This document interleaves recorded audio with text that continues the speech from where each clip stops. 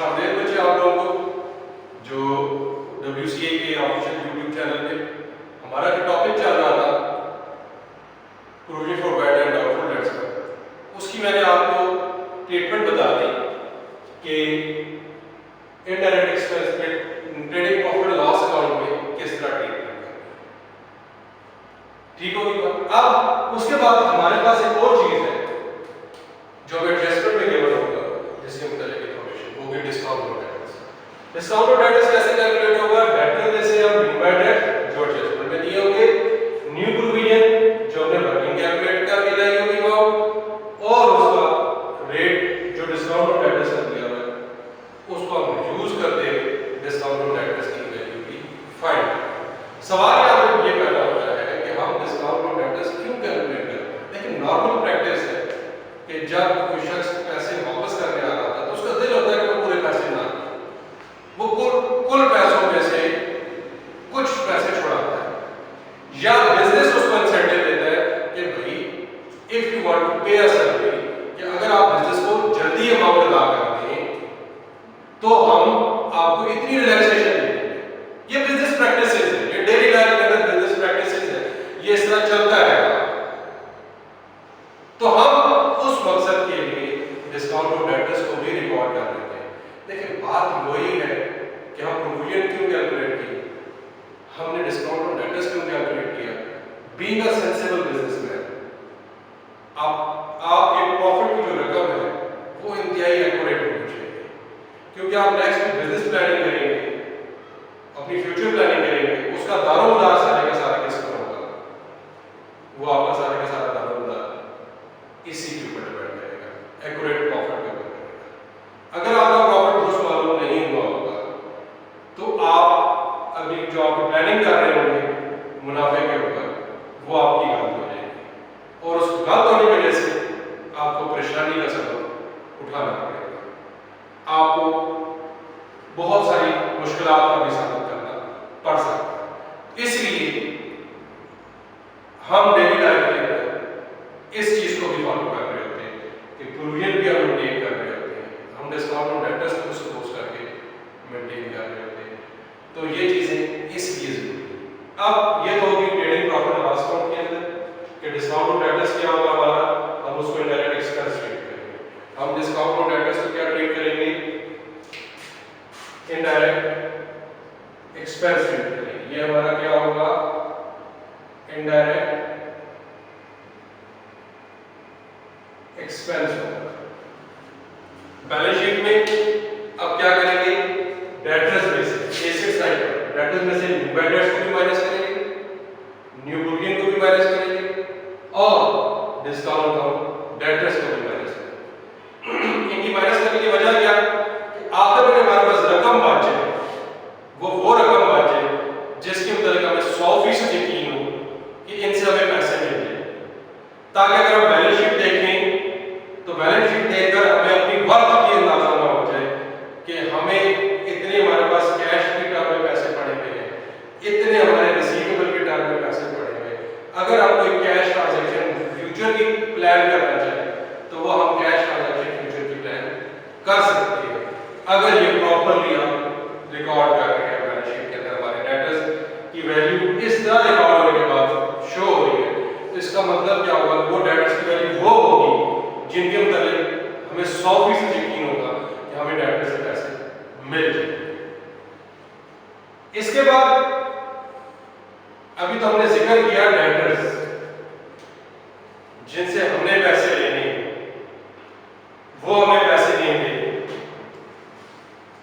हम उनको डिस्काउंट भी देंगे, हम डिस्काउंट को एक्सपेंस भी कंसीडर कर रहे हैं, हम बैड डेट्स को एक्सपेंस भी कंसीडर कर रहे हैं।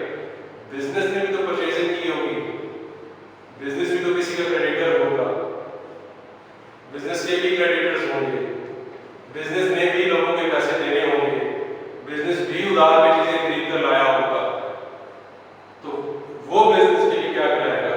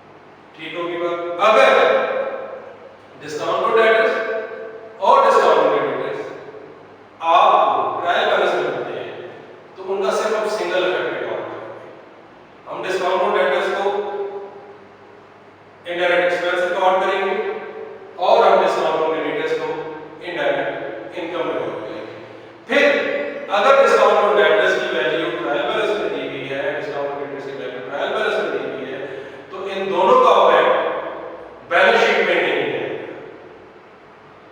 ठीक है, डिस्काउंट ऑन डेटर्स परसेंटेज दी गई है, हम क्या करेंगे, क्रेडिटर्स को मल्टीप्लाई करेंगे, जो परसेंटेज दी गई है डिवाइड करेंगे 100 से, हमारे पास डिस्काउंट ऑन क्रेडिटर्स की वैल्यू आ जाएगी। हमारे पास क्या आ जाएगी, डिस्काउंट ऑन क्रेडिटर्स की वैल्यू आ जाएगी। इसका मतलब क्या हुआ कि अब हमने क्रेडिटर्स को एक्चुअल अमाउंट से कम अमाउंट पे करनी है, तो discount on creditor is treated as indirect income. जो डिस्काउंट ऑन डेटर्स होगा वो क्या ट्रीट होगा, एज इनडायरेक्ट इनकम ट्रीट होगा। और बैलेंस शीट में लायबिलिटी साइड पर हम क्या करेंगे, क्रेडिटर्स की वैल्यू में से डिस्काउंट ऑन क्रेडिटर्स लेस करेंगे, डिस्काउंट ऑन क्रेडिटर्स लेस कर देंगे। अब एक दफा मैं आपको बैड डेट्स को किस तरह रिकॉर्ड करना है, न्यू प्रोविजन क्या है उसको रिवाइज कर देता हूं, ताकि मैं अपने आपके जो इंफॉर्मेटिव लेक्चर है जिसका ताल्लुक आपके बहुत ही इंपॉर्टेंट टॉपिक से है, जिसके अंदर मेरे टीचिंग एक्सपीरियंस है, उसके दौरान मैंने बच्चों को यहाँ पे कंफ्यूज होते हुए देखा है, उसको मैं दोबारा वजाहत कर देता हूँ। आप अपने बच्चे ये चीज याद रखनी है कि ओल्ड बैड डेट सबसे ऊपर लिखें, उसके अंदर दोनों न्यू चीजें ऐड करें, न्यू चीजें मीन न्यू बैड डेट्स और न्यू प्रोविजन की वैल्यू ऐड करें। तीन चीजें ऐड होनी है, old bad debts, new bad debts, new provision, ये तीन चीजें ऐड होंगी। ठीक होगी बात, ओल्ड प्रोविजन इसमें से लेस। आप ये बात ध्यान रख लें, हिंट रख लें कि सिर्फ हमने ओल्ड प्रोविजन लेस करनी है, बाकी जितनी भी चीजें हैं वो ऐड करनी है, तो आपके लिए ये वर्किंग परफॉर्म करना आसान है। फिर मैंने आपको बताया कि इसका आंसर वर्किंग को सॉल्व करें। अगर आपका आंसर पॉजिटिव आता है तो इनडायरेक्ट एक्सपेंस में रिकॉर्ड होगा, अगर आंसर नेगेटिव आता है तो वो इनडायरेक्ट इनकम में रिकॉर्ड होगा। Old bad debts trial balance में वैल्यू केवल होगी, न्यू बैड डेट्स की वैल्यू एडजस्टमेंट में केवल होगी, न्यू प्रोविजन कैलकुलेट करने के मुताबिक हिंट बात का परसेंटेज में भी दी जा सकती है, बात का एक्यूरेट अमाउंट भी दी जा सकती है, लेकिन मिलेगी कहां पे, एडजस्टमेंट में, ट्रायल बैलेंस में नहीं मिलेगी। ओल्ड प्रोविजन की रकम कहां से मिलेगी, ट्रायल बैलेंस से मिलेगी, एडजस्टमेंट से नहीं मिलेगी। अगर आप ये वर्किंग इस तरह याद कर लेते हैं तो इंशाअल्लाह ताला आपको इस वर्किंग को परफॉर्म करने में किसी भी किस्म का कोई प्रॉब्लम नहीं होगा। डेटर में से जो एडजस्टमेंट में चीजें गिवन होंगी, bad debts, new bad debts, new provision, discount on debtors, तीनों चीजें क्या करेंगे हम लेस करेंगे। अब with respect to the book पीकम 1 एमआरएफ 12, आपकी बुक के जो exercise and problems and final count है, उसके अंदर जो डेटर्स के नाम, डिफरेंट नाम यूज हुए, डिफरेंट क्वेश्चंस के अंदर यूज हुए हैं, वो डेटर्स का नाम भी यूज करता है, सन्डी डेटर्स का नाम भी यूज करता है, बुक डेट्स का नाम भी यूज करता है, अकाउंट रिसीवेबल का नाम भी यूज करता है, और सेल्स लेजर बैलेंस का नाम भी यूज करता है। आप लोगों ने क्वेश्चन के अंदर डेटर्स के नाम से ही नहीं, लाजमी नहीं है कि आपको उसने क्वेश्चन के अंदर डेटर्स का ही दिया हो। अगर वो आपको बुक डेट्स कहता है तब भी ये ट्रीटमेंट होगी, अगर आपको सेल अकाउंट रिसीवेबल कहता है तब भी ये ट्रीटमेंट होगी, अगर आपको सेल लेजर बैलेंस कहता है तब भी यही ट्रीटमेंट होगी। इस ट्रीटमेंट के अलावा इससे हट के कोई ट्रीटमेंट नहीं होगी। इसी तरह जो क्रेडिटर्स है उनके डिफरेंट नेम, जो हमारे जो डिफरेंट नेम है, जो हमारी बुक है हमारे पेट्रोल की, उसके अंदर क्रेडिटर्स के नाम से भी दिया हुआ है, सिंडिकेटेड के नाम से भी दिया हुआ है, बिल्स अकाउंट्स पेबल के नाम से भी दिया हुआ है, और आपको परचेज लेजर बैलेंस के नाम से दिया हुआ है।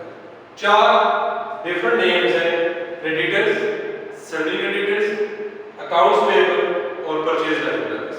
ये चारों नेम सब्स्टिट्यूट है क्रेडिटर्स के लिए। अगर वो आपको कहता है कि create provision for accounts payable, discount on creditors, discount on accounts payable, तब भी ये वर्किंग परफॉर्म होगा और आप बैलेंस शीट में उसमें से लेस करेंगे। तो आप लोगों ने क्वेश्चन के अंदर परचेज लेजर बैलेंस का लफ्ज लेके परेशान नहीं होना, या सेल लेजर बैलेंस का लफ्ज लेके परेशान नहीं होना, परचेज एज ए बैलेंस का मतलब डेटर्स है, और sorry purchase as a balance का मतलब क्रेडिटर्स है, सेल एज ए बैलेंस का मतलब डेटर्स है।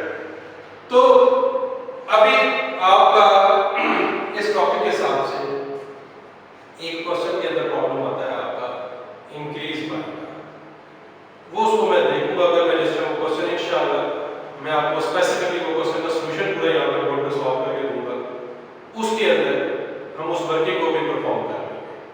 तो आपका डेटर की एक वर्किंग रहती है इंक्रीज बाय की, वो आपकी बुक का क्वेश्चन नंबर है 20 है 21 है, उसके अंदर ये वर्किंग परफॉर्म होती है।